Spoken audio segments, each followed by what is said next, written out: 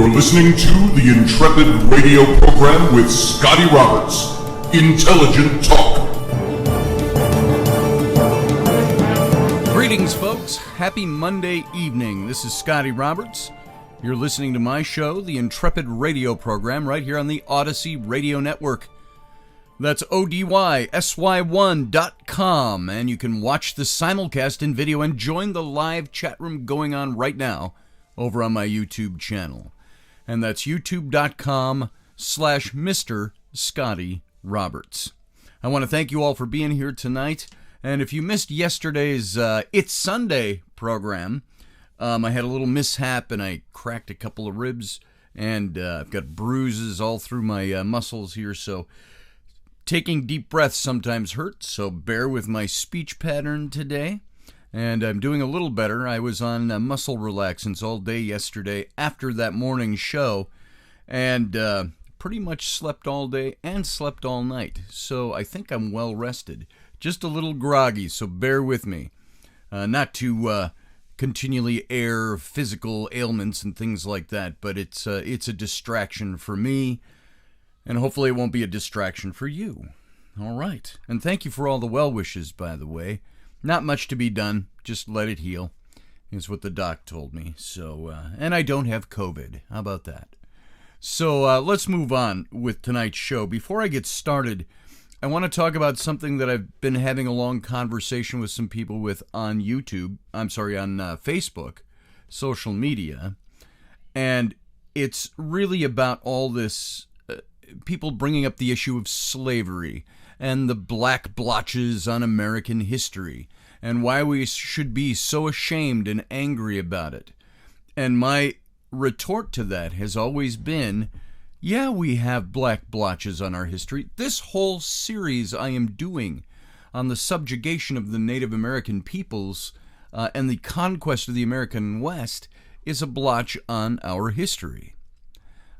Yes, we were empire building. Yes, there are certain paradigms to expanding the nation from sea to shining sea.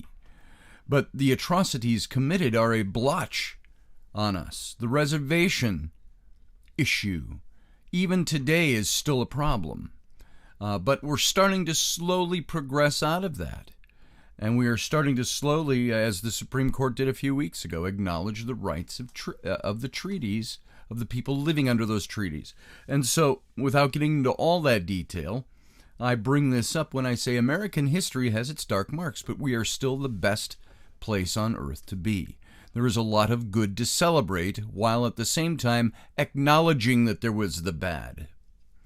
And people fight with me over that. They keep bringing up the 400 years of slavery in this country. And I said, well, you know, that 400 years, 150 of those years, we weren't even a country of our own yet. We were a British colony. Yeah, but it was the same people who held to slavery. I said, you're talking about something that existed as a world paradigm in the 18th century, also in the 17th and the 16th centuries. Slavery was a very real thing worldwide. And when our founders founded this country, saying that all men were created equal, they found themselves face to face with an inconsistency in what they said this nation will stand for and what they did as individuals in owning slaves. And very few of them did anything about that slavery problem in their lifetime. But they set the stage for others to do it. And you can go into the pros and cons of that all you want. They did this. And there has been, in present day, we're seeing all this anger. And I read this great article in The Atlantic, which talks about the anger of Americans. And it's talking about the good kind of anger versus the bad kind of anger. An anger that will promote something to work better, or an anger that will override any good at all. And I've got a little piece of that article up in front of me. Some of this might seem out of context, but anger, it was concluded, is one of the densest forms of communication. It conveys more information more quickly than almost any other type of emotion, and it does an excellent job of forcing us to listen and to confront the problems we might otherwise avoid. Yes, there's anger being expressed out there. But is that anger always focused on trying to find a solution? That's when it becomes a problem. Subsequent studies have found that other benefits as well, that anger has other benefits. We're more likely to perceive people who express anger as competent, powerful, and the kinds of leaders who will overcome challenges. Now hear this out. Anger motivates us to undertake difficult tasks. We're often more creative when we're angry because our outrage helps us see solutions that we might have overlooked. And when we look at the brains of people who are expressing anger, they look very similar to people who are expressing happiness. This was from Dr. Dasher Keltner. He was the director of the Berkeley School of Interaction Lab. It should give you a little context. When we become angry, he said, we feel like we're taking control, like we're getting power over something. So watching angry people, as viewers of reality television, as people who are watching the news nowadays know, it can be highly entertaining at one point, and so expressing anger is a surefire method for capturing the attention of an otherwise indifferent crowd. I get that part. We should all get that part and understand it.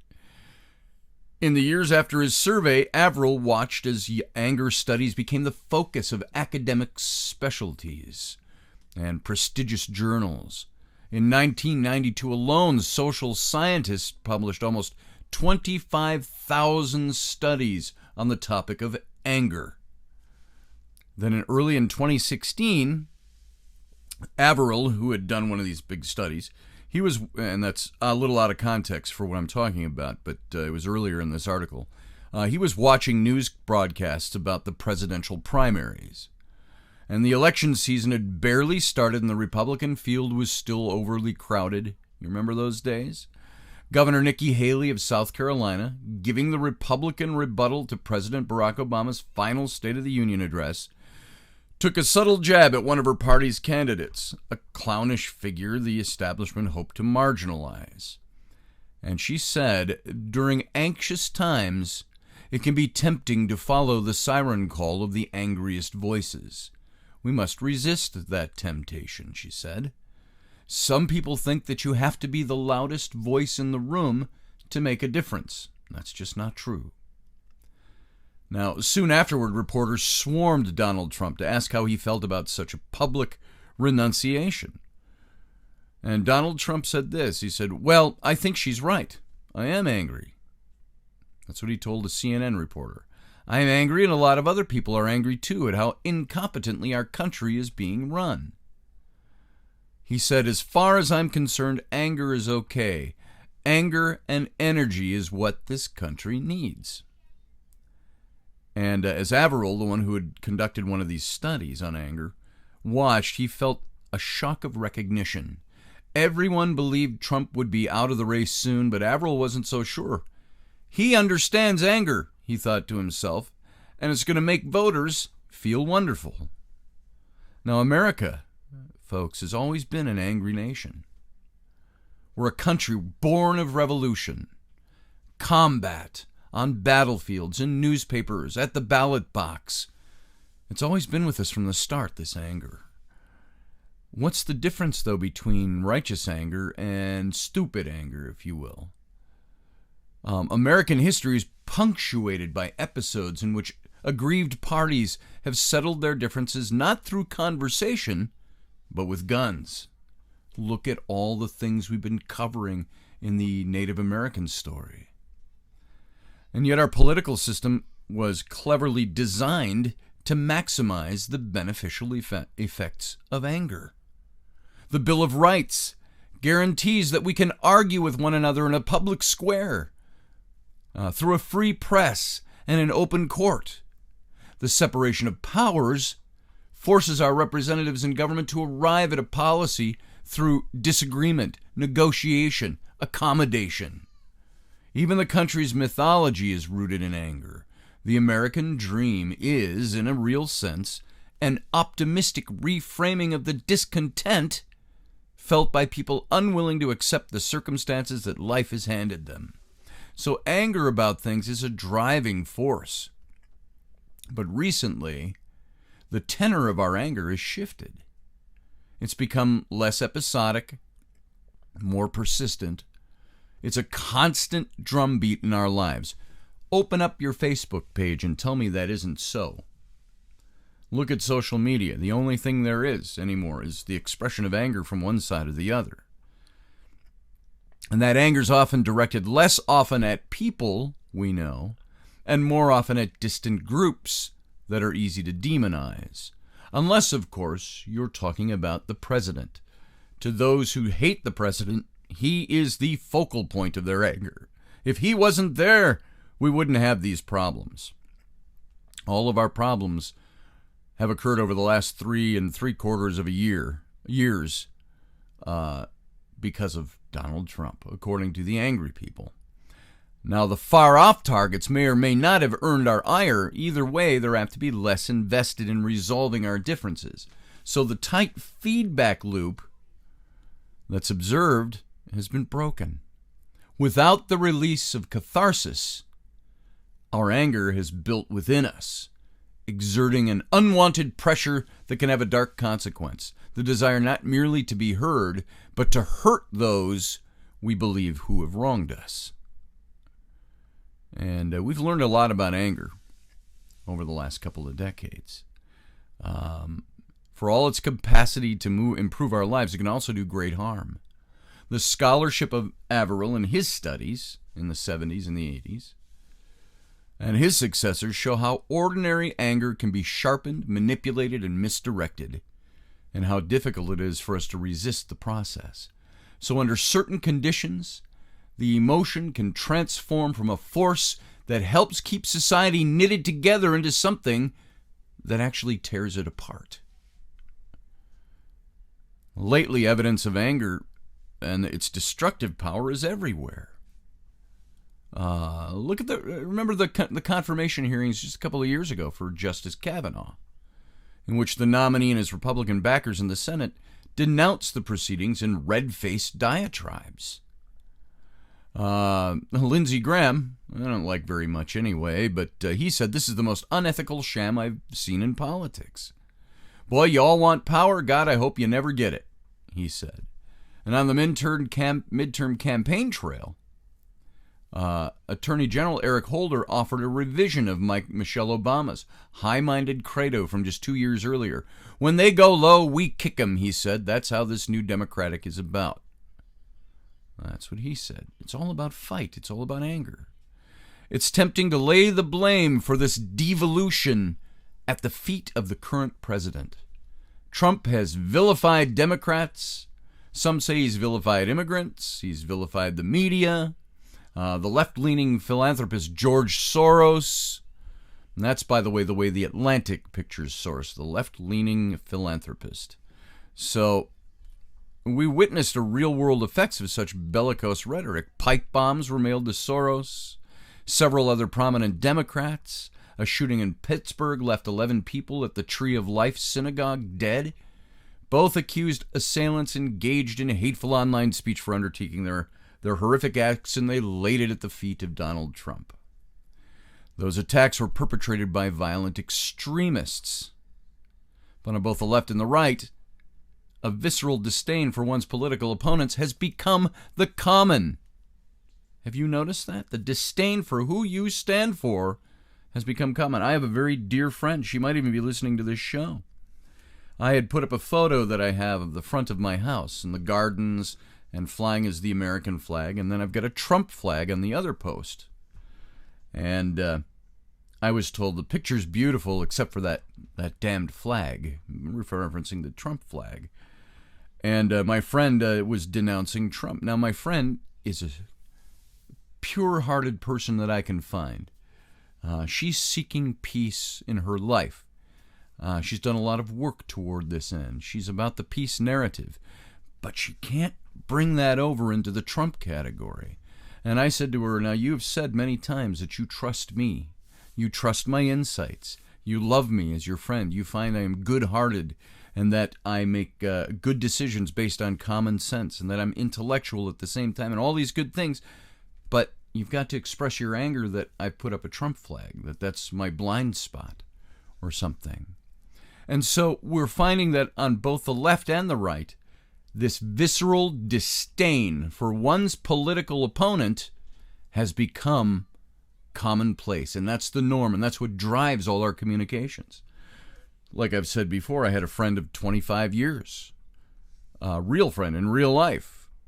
We were dear friends. We shared a lot of good times together. Dropped me as a friend because how could I vote for that Nazi Trump?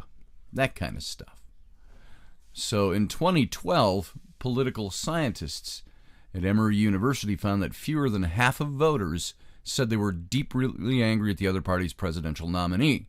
In 2016, almost 70% of Americans were. What's worse, this partisan nastiness was also directed at fellow citizens who held opposing views. In 2016, nearly half of Republicans believed the Democrats were lazy, dishonest, and immoral, according to the Pew Research Center. Democrats returned the favor. More than 70% said the Republicans are more closed-minded than other Americans. And a third said they were all unethical and unintelligent. And we might be further down a path toward widespread violence than we realize. And without getting into the campaign, the past campaign, and all of that, we have to ask the question, what is righteous rage and what is bad rage? We can be angry about what we know about our historical wrongdoings in this country. But what do we do with that anger? I got to tell you, the slavery issue was settled a very long time ago. That is still a current anger amongst people is something to me that's raising up an old problem and trying to make it a new problem again. And of course, it's all latched to the quote-unquote racism of the sitting president, who I don't believe is a racist. The key is maintaining your cool in some of these situations, when you have to discuss it or when you have to face it. And that's sometimes hard to do, but you keep your cool. You remember your focus. Be awake. Be aware you're awake. Be in the now. Be in the moment and realize everything around you is the dream world that tries to pull you off of being awake. The further down this path as a nation than you may realize, we are on this path further than you might realize. It's not too late for us to reverse our course. If we can understand anger's mechanisms, we might find a way to turn our indignation back into a strength. And right now, the anger going on is not a strength of our country, it's a weakness. The world sees that. So, this is something I want you to think about. Think about this when we think about how our moral outrage regarding how the treatment of Native Americans, the treatment of blacks, the treatment of who claims they're still oppressed and who isn't, our past sins. Moral outrage has to be closely managed or it can do more harm than good.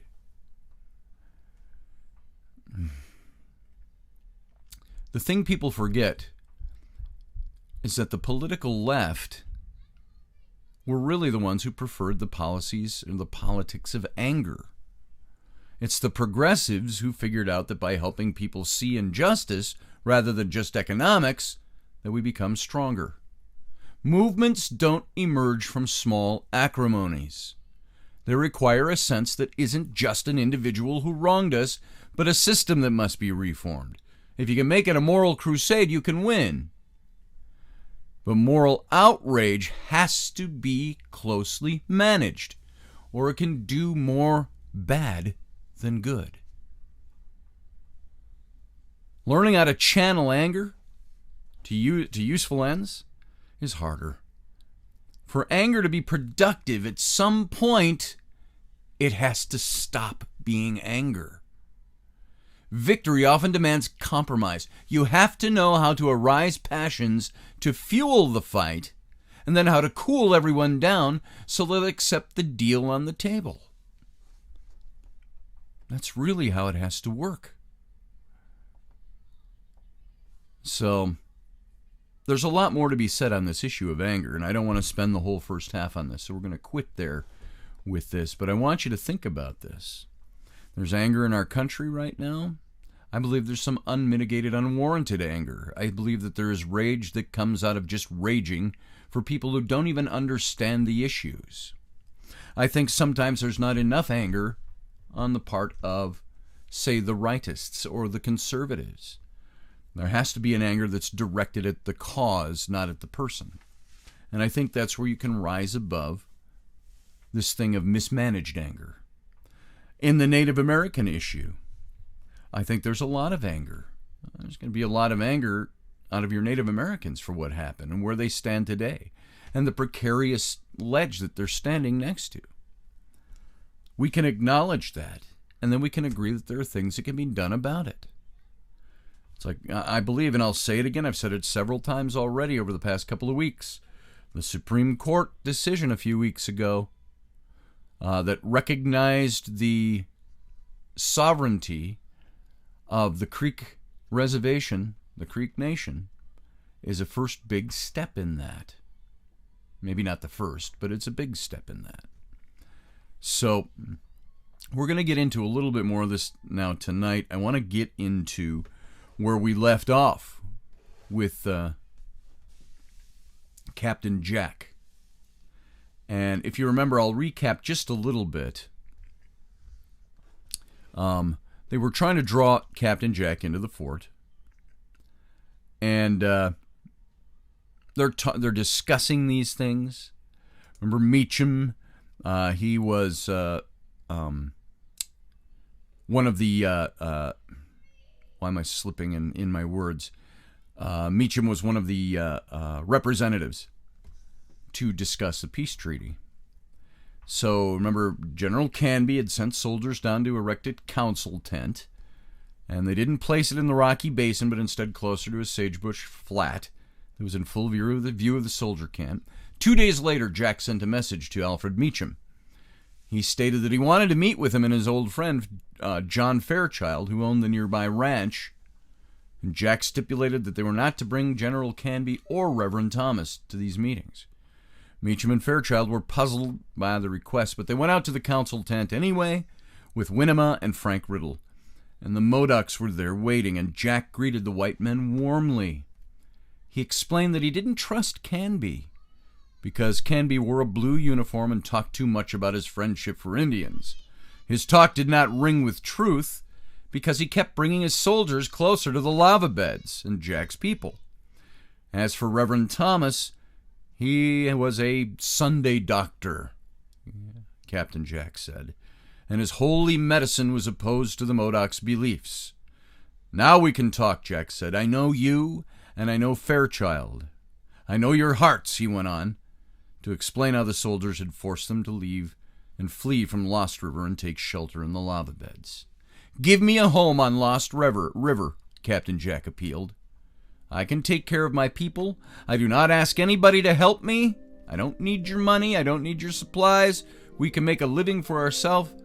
Let us have the same chance that other men have. That's where we have to quit for this first segment. We're going to be back in 2 minutes, and we'll take this up right where we left off. Sit tight.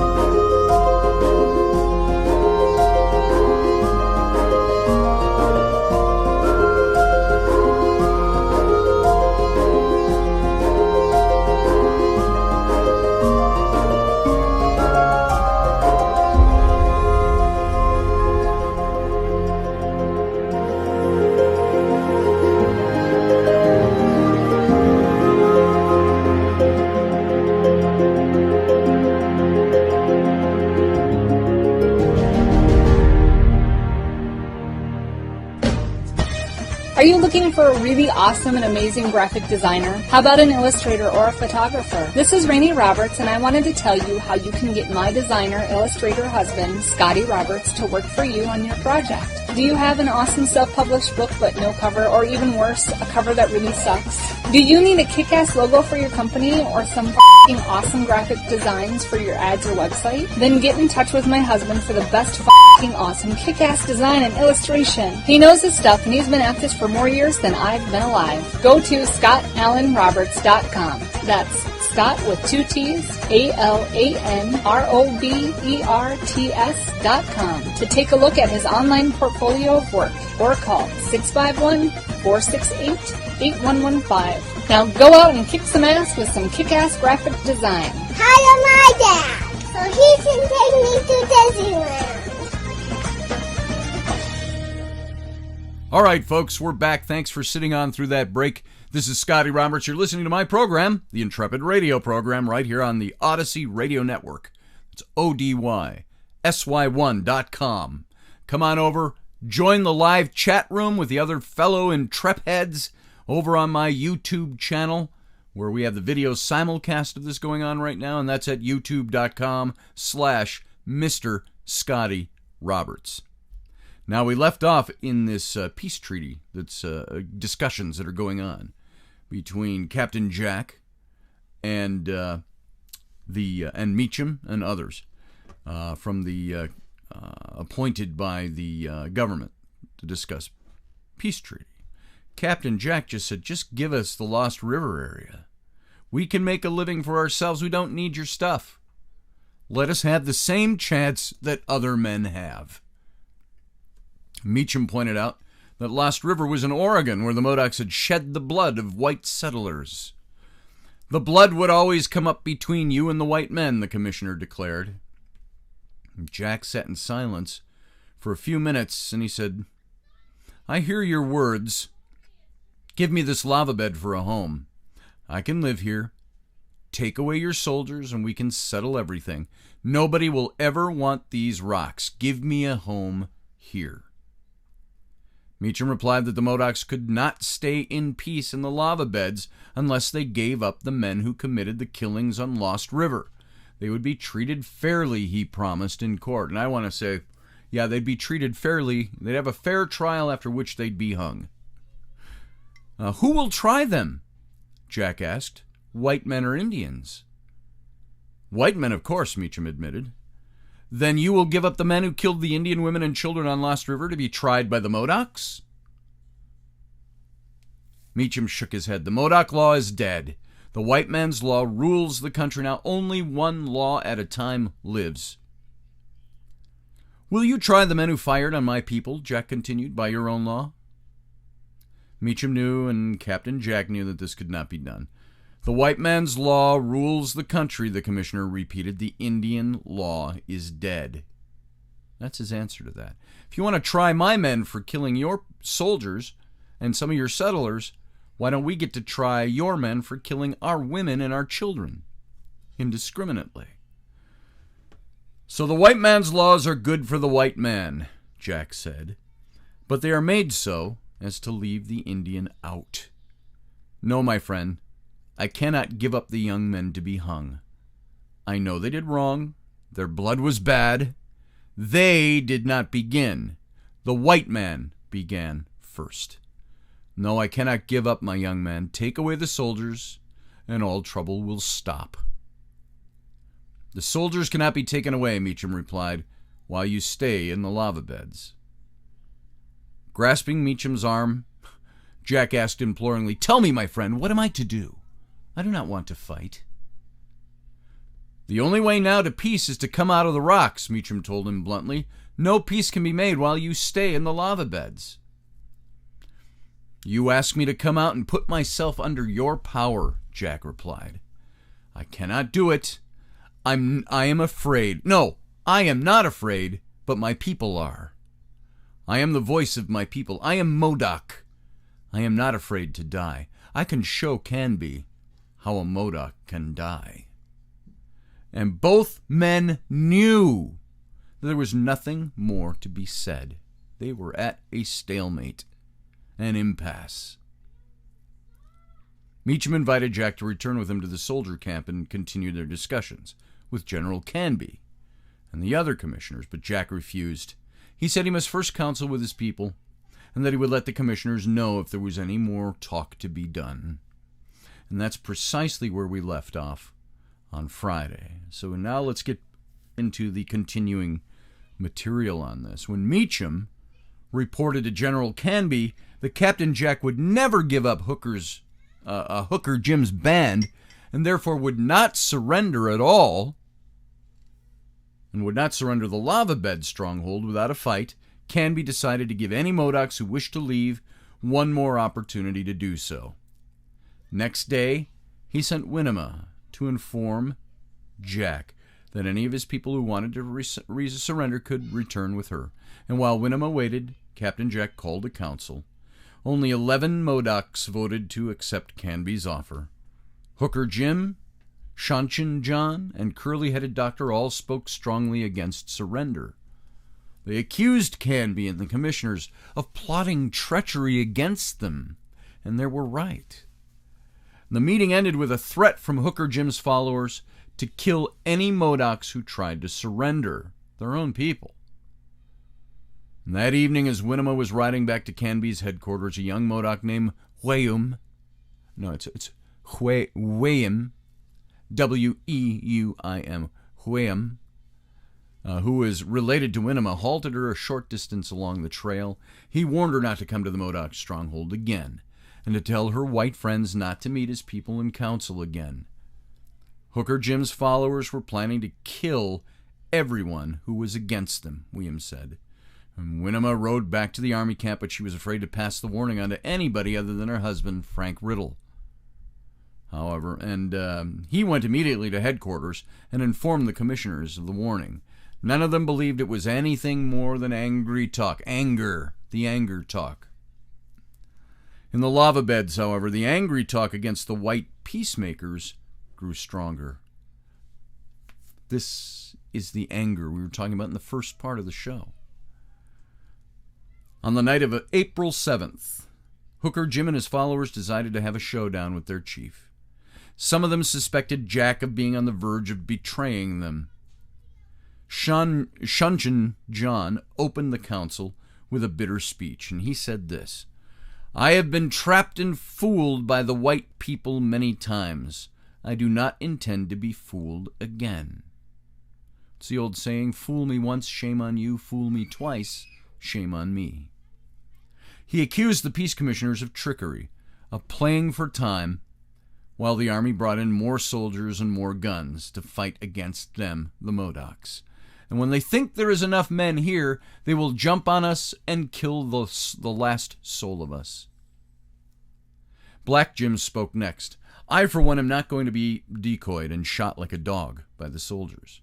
I'm going to kill any man before they get me. Can you blame them for having this kind of thinking and this anger going on? This has been repeated over and over and over again." He then spoke for killing the peace commissioners at the next council with them. When Captain Jack saw how far the talk was going, he tried to convince the speakers that they were wrong. He asked for time in which to bargain with the commissioners, to try to save Hooker Jim's band, as well as to obtain a good piece of land for a reservation. This would be like the high military of our country pushing a war and the president saying, "Hold off on the war until I have a chance to negotiate some more." Black Jim accused Jack of being blind. He said, "Can't you see soldiers arriving every 2 or 3 days? Don't you know the last soldier that came brought big guns with them, and that shoot bullets as big as your head? The commissioners intend to make peace with you by blowing your head off with one of the big guns." Now other speakers supported Black Jim's argument. And when Jack tried again to reason with them, they shouted him down. "Your talk is not good. We're doomed. Let us fight so we can die sooner. We have to die anyway." And believing it was useless to say more, Jack turned to leave the council. But Black Jim stopped him. "If you are our chief, promise us that you will kill Canby the next time you meet him." "I cannot do it, and I will not do it," replied Jack. Hooker Jim, who'd been watching silently, now stepped up to his chief. "You will kill Canby, or you'll be killed yourself." This is his own warriors. "You will kill or be killed by your own men."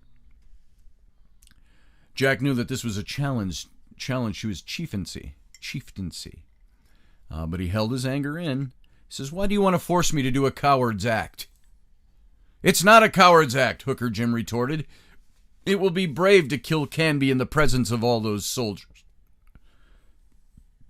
Refusing to promise anything, Jack again started to leave the council, and some of Hooker Jim's men threw a woman's shawl and a headdress over his shoulders, taunting him. "You're a woman, a fish-hearted woman. You are not a Modoc. We disown you." To save his power, to gain time, Jack knew he had to speak. "I will kill Canby," he said. He pushed the men aside and walked on alone to the cave. Winema did not come with any messages the next day or the next, and so Boston Charlie, who could speak and understand English, was sent to tell General Canby that the Modocs wanted to counsel with him and the commissioners on Friday morning, April 11th. The Modocs would come unarmed to the council tent. Boston Charlie told Canby, and they expected the commissioners to come unarmed. On the morning of April 10th, Jack called his men together outside the cave. The day was spring-like, the sun quickly burning away the night fog. "My heart tells me I had just as well talk to the clouds and the wind," Jack said. "But I want to say that life is sweet. Love is strong. Man fights to save his life. Man also kills to win his heart's desire. That is love. Death is mighty bad. Death will come to us soon enough." He told his listeners that if they started fighting again, all would die, including their women and children. If they had to fight, let the soldiers start it. He reminded them that he had promised the commissioners to commit no acts of war as long as the Peace Council continued. "Let me show the world that Captain Jack is a man of his word," he pleaded. Then he came to the promise he had made to kill General Canby. "Do not hold me to it. If you hold me to what I said in anger, we're doomed." Hooker Jim, you know that as well as I do. "We hold you to the promise," Hooker Jim replied. "You have to kill Canby. Your talk is good, but now it is too late to put up such talk." Jack looked at the 50 men seated around him on the rocks. The sunlight was bright on their dark faces. "All who want me to kill Canby," he said, "raise to your feet." Only about a dozen of his loyal followers remained seated. "I see you do not love life or anything else." His voice was as somber as he grasped for an alternative. In the council with Canby, he said he would tell the general what the Modocs wanted. "I will ask him many times. If he comes to my terms, I shall not kill him. Do you hear my voice?" "Yes," they all said. "Will that do?" "Yes," they agreed. Now, only the words of Canby could stop the killing.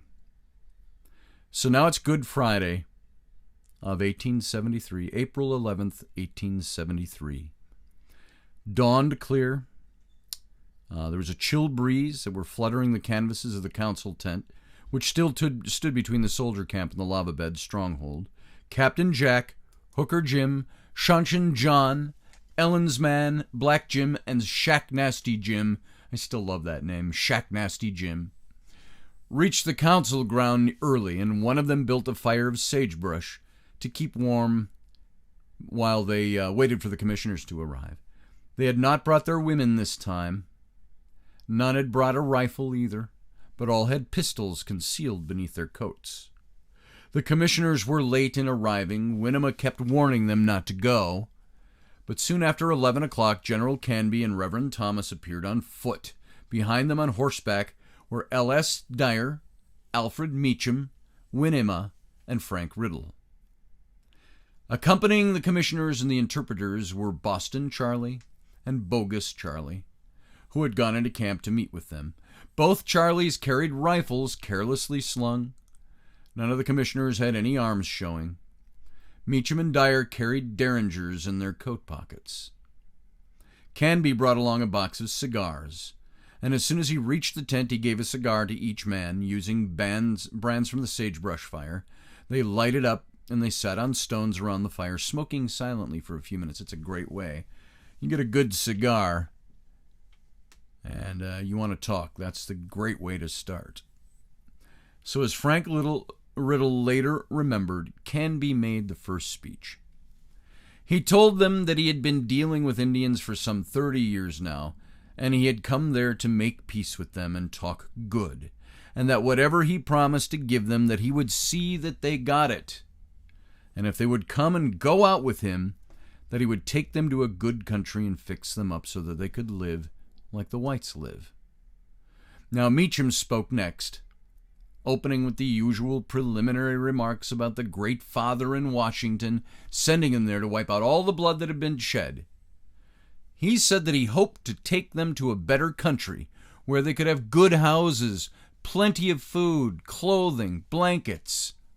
When Meacham finished talking, Captain Jack told him that he didn't want to leave the Modoc country, and he asked for a reservation somewhere near Tule Lake and the lava beds.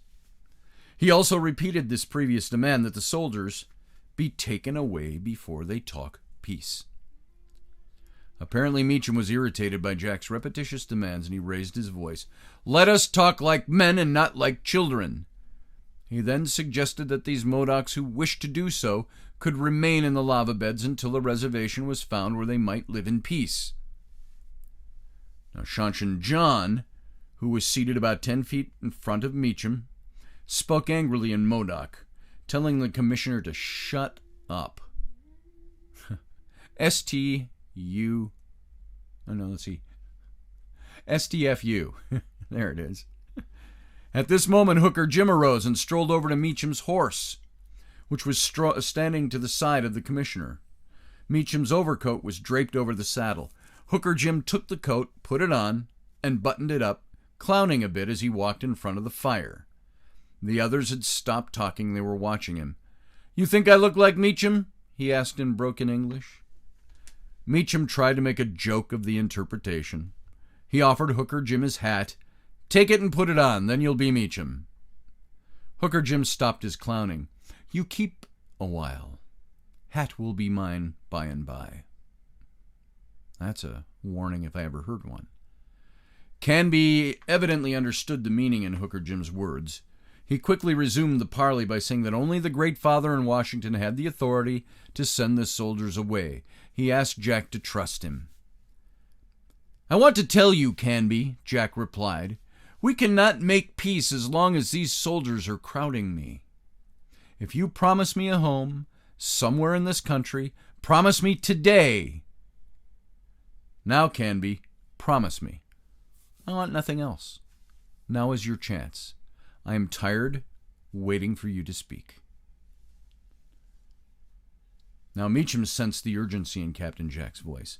"General, for heaven's sake, promise him," he cried. Before Canby could say anything, Jack sprang to his feet and moved away from the fire. Shanshan John turned toward the general. "You take away soldiers. You give us back our land," he shouted. "We tired talking. We talk no more." And by the broken English of that was part of Riddle's book on what had happened here. Captain Jack swung around, speaking in Modoc. "Atwikautakse! All ready! All ready!" he yelled. He drew his pistol from his coat, pointing it directly at Canby. The hammer clicked, but the weapon failed to fire. Canby stared at him in astonishment, and then the pistol fired, and Canby fell back dead. At about the same moment, Boston Charlie shot Reverend Thomas, killing him. Winema saved Meacham's life by knocking Shanshan John's pistol aside. During the confusion, Dyer and Riddle escaped. After stripping Canby of his uniform, Jack led the Modocs back to the stronghold to await the coming of the soldiers. The main point of contention, the surrender of Hooker Jim's killers, had not even been discussed in that last council. So 3 days later, on April 14th, the fighting began. Batteries of mortars pounded the lava beds, and waves of infantrymen charged the rock breastworks. When the soldiers finally overran the stronghold, they found it empty. The Modocs had slipped away through the caves and crevices, having no taste for searching these hard-fighting Indians out of their hiding places. The army employed 72 mercenary Taino Indians from the Warm Springs Reservation in Oregon. These Warm Springs scouts discovered the Modocs' hiding place, but when the soldiers were brought up to capture it, Captain Jack had set an ambush and came very near wiping out the entire advance party. At last, the overwhelming numbers and firepower of the soldiers forced the Modocs to scatter. They had to slaughter their horses for food, and some days there was no water to drink. As casualties mounted among the Indians, Hooker Jim began quarreling with Captain Jack over his strategy. After a few days of running and hiding and fighting, Hooker Jim and his band abandoned the chief, who had given them sanctuary and then had refused to surrender them to Canby. Jack was left with 37 warriors to fight off more than 1,000 soldiers. Not long afterward, Hooker Jim's band surrendered to the soldiers and offered to help them track down Captain Jack in exchange for amnesty. They're traitors to their own people. Or visionaries that they saw what the end would be if they didn't. The new military commander, General Jefferson C. Davis, gave them protection of the army. And on May 27th, Hooker Jim and 3 members of his band set out to betray the chief who had refused to betray them. They found Jack near Clear Lake, arranged to parley with him, and told him that they'd been sent to take his surrender. The soldiers would give the Modocs justice, they said, and plenty to eat. "You are no better than coyotes that run in the valley," Jack answered them. "You come here riding soldiers' horses, armed with government guns. You intend to buy your liberty and freedom by running me to earth and delivering me to the soldiers. You realize that life is sweet, but you did not think so when you forced me to promise that I would kill that man Canby. I knew life was sweet all the time. That is the reason I did not want to fight the white people. I thought we should stand side by side if we did fight and die fighting. I see now that I'm the only one to forfeit my life for killing Canby, as you persuaded me to do. Perhaps 1 or 2 others. You and all the others that gave themselves up are getting along fine. You have plenty to eat, you say. Oh, you bird-hearted men, you turned against me." And this is also from the book that we quoted earlier. What galled the Modoc chief, Jack, the most was that these turncoats had been the very ones who had thrown squaw's clothing over his head and called him a fish-hearted woman a few weeks before, thus forcing him to promise to kill Canby. They knew as well as he that it was too late for him to surrender. He would be hanged for murdering Canby. He told them he had made up his mind to die with a gun in his hand instead of a rope around his neck. And then he ordered them to go back and live with the whites, if that's what they wanted to do. But he swore to them that if they ever came within range of his gun again, he would shoot them down like dirty dogs. For a few more days the pursuit continued. It was more of a classic chase after wild beasts than a war, General Davis had said. Each detachment vying with each other as to which should be the first in at the finish. After a grueling foot race across jagged rocks and through a thicket, a small party of troops surrounded Captain Jack and 3 warriors who stayed with him to the end. When Jack came out to surrender, he was wearing General Canby's blue uniform. It was dirty and in tatters. He handed his rifle to an officer. Jack's legs gave out. He said, "I am ready to die." General Davis wanted him to die immediately by hanging, but the War Department in Washington ordered a trial. It was held at Fort Klamath in July of 1873. Captain Jack, Shaunson John, Boston Charlie, and Black Jim were charged with murder. No lawyer represented the Modocs, although they were given the right to cross-examine witnesses. Most of them understood very little English and all spoke it poorly. And while the trial was in progress, soldiers were constructing a gallows outside the prisoners' stockade, so there was no doubt as to what the verdict would be. You'll have a fair trial after which you will be executed. Fair trial, my ass. So among the witnesses against the doomed men were Hooker Jim and his followers. The army had given them their freedom for betraying their own people. After Hooker Jim was questioned by the prosecution, Captain Jack didn't cross-examine him, but in his final courtroom speech, translated by Frank Riddle, Jack said this: "Hooker Jim is the one that always wanted to fight and commenced killing and murdering. Life is mine only for a short time. You white people conquered me, not my own men did." And that, by the way, is a transcript. That's from Chapter 11 of The War to Save the Buffalo.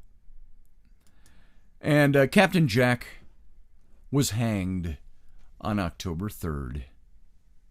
On the night following the execution, his body was secretly disinterred, carried off to Eureka, and embalmed.